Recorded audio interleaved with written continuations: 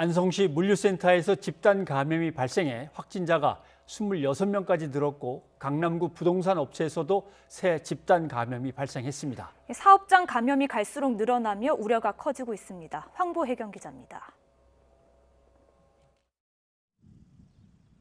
경기 안성시에 있는 농수산물 물류센터입니다.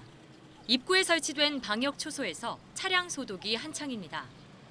이곳에서 지난 5일 직원 1명이 처음 확진된 이후 누적 확진자가 26명까지 늘었습니다. 마스크와 장갑 착용을 기본으로 하고 식당과 휴게 공간을 교대 사용하는 거 결과가 나오면 충실하게 따라서 할 계획을 갖고 있는데요.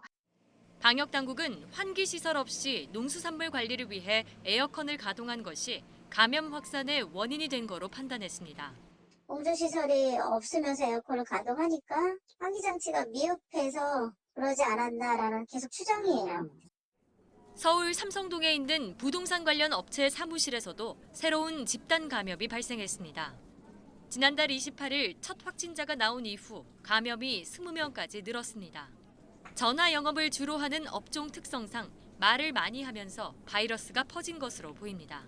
같은 사무실 내에서 같이 오랜 시간 근무하시고 아무래도 전화 영업이나 이런 거 많이 하시다 보니까 그런 걸로 같이 전파되지 않았을까.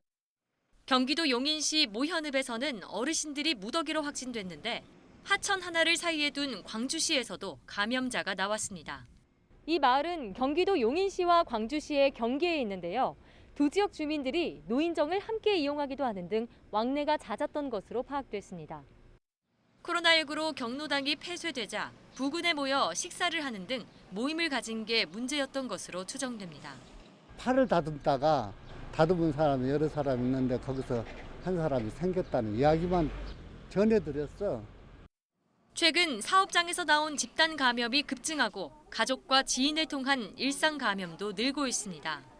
지난 일주일간 신규 확진자 가운데 가족과 지인, 동료 등 개별 접촉으로 감염된 비율은 46.5%로 지난해 1월 20일 이후 최고치를 기록했습니다. 언제든 확산세가 폭증할 수 있는 불안한 상황인 겁니다. 이용자 간 거리 두기, 마스크 착용 등 기본 방역 수칙을 반드시 준수해 주시기를 강조드립니다.